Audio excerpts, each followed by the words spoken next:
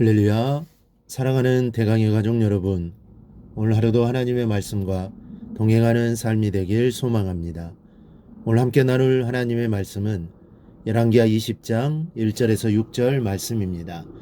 그때 히스기야가 병들어 죽게 되매 아모스의 아들 선지자 이사야가 그에게 나아와서 그에게 이르되 여호와의 말씀이 너는 집을 정리하라. 내가 죽고 살지 못하리라 하셨나이다. 히스기야가 낯을 벽으로 향하고 여호와께 기도하여 이르되 여호와여 구하오니 내가 진실과 전심으로 주 앞에 행하며 주께서 보시기에 선하게 행한 것을 기억하옵소서 하고 히스기야가 심히 통곡하더라. 이사야가 성읍 가운데까지도 이르기 전에 여호와의 말씀이 그에게 임하여 이르시되 너는 돌아가서 내 백성의 주권자 히스기야에게 이르기를 왕의 조상 다윗 하나님 여호와의 말씀이 내가 내 기도를 들었고 내 눈물을 보았노라.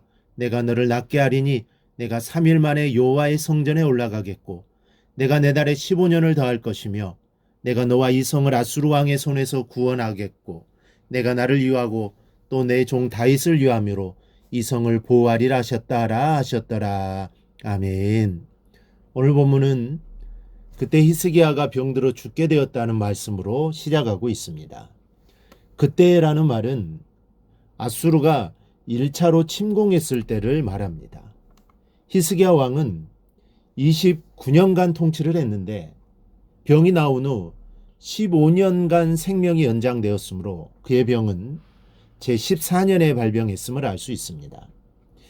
그런데 아수르 왕 사네립이 1차로 침공했던 시기는 히스기야 왕 14년이었고 18장 13절에 기록하고 있습니다. 사네립의 침공으로 유다가 풍전등화의 위기에 처했을 때 엎친 데에 덮쳐 히스기야가 병들어 죽게 되었으니 유다의 장래는 희미한 불빛마저 사라져가고 있는 상태였습니다. 그때 하나님께서는 이사야 선지자를 통해 이런 말씀을 하십니다.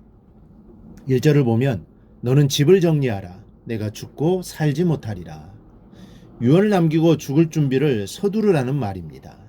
나라의 멸망을 눈앞에 두고 죽어야 하는 히스기야의 마음은 도저히 눈을 감고 죽을 수 없는 상황이었습니다. 그러나 이때 히스기야 왕은 낯을 벽으로 향하고 여호와께 기도하기 시작하였습니다. 그는 자신에게 닥친 인생의 위기가 하나님으로부터 말미암은 것이요 인간으로서는 어떻게 할 수 없는 일이라는 것을 알았습니다.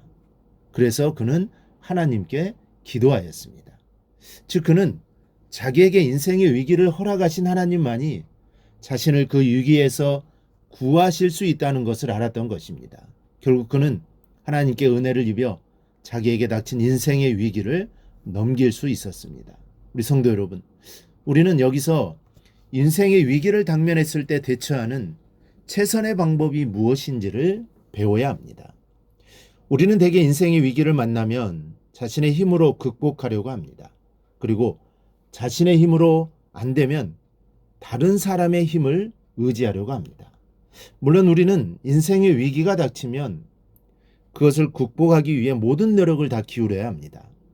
하지만 인간의 힘으로만 인생의 위기를 극복하려고 한다면 좌절할 수밖에 없습니다. 인생의 위기는 인간의 힘으로 극복할 수 있는 것이 아닙니다.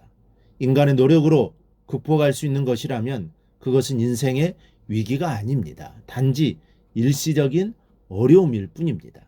인생의 위기는 하나님의 도움 없이는 극복하기 어렵습니다. 왜냐하면 인생의 위기는 사람의 생사복을 주장하시는 하나님의 허락과 섭리에 의해 주어지는 것이기 때문입니다.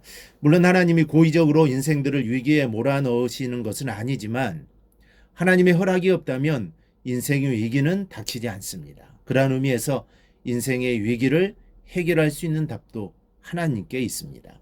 하나님만이 인생의 위기를 해결해 주실 수 있는 것입니다. 따라서 인생의 위기에 당면하였을 때 그것에 대처하는 최선의 방법은 하나님께 구하는 것입니다. 히스기야는 이것을 알았습니다. 그래서 하나님께 매달렸던 것입니다. 단시간에 히스기야 왕의 기도를 들으신 하나님이 이렇게 말씀합니다. 5절에 내가 내 기도를 들었고 내 눈물을 보았노라. 내가 너를 낫게 하리니 내가 3일 만에 여호와의 성전에 올라가리라. 여기서 우리는 두 가지 놀라운 사실을 발견하게 됩니다. 먼저는 내가 내 기도를 들었노라는 하나님의 음성입니다. 내가 내 기도를 들었고 즉 통곡하는 그의 기도를 하나님이 들으신 것입니다. 여러분, 인생의 벼랑에서 주님의 이름을 불러보십시오. 정말로 힘들고 어려운 이때에 하나님을 불러보십시오. 여러분의 간절한 기도는 반드시 주님께서 들으신 바가 될 것이며 여러분의 기도대로 주님의 역사가 이루어질 것입니다. 또 하나, 내가 내 눈물을 보았노라는 하나님의 음성입니다. 5절을 보면 내가 내 기도를 들었고 내 눈물을 보았노라고 말씀합니다.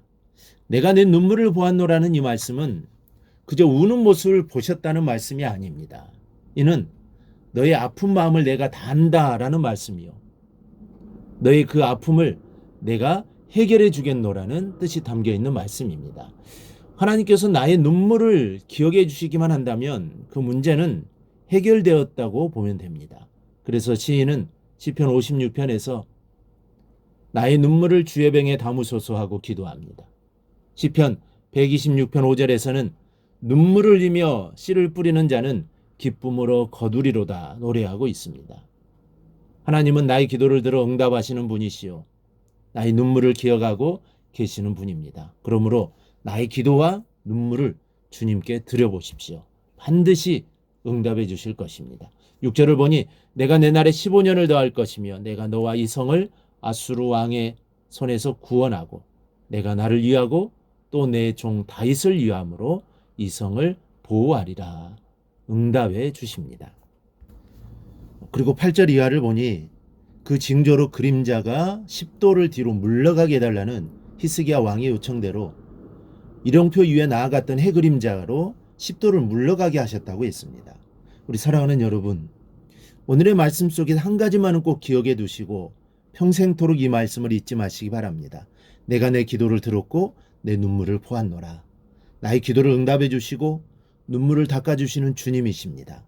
이 주님만 바라보고 의지하며 가까이 나아가는 여러분이 되시기를 주님의 이름으로 축원합니다. 오늘 묵상한 말씀을 굳게 잡고 삶으로 실천하며 살아내는 대강의 모든 성도들이 되기를 축복합니다.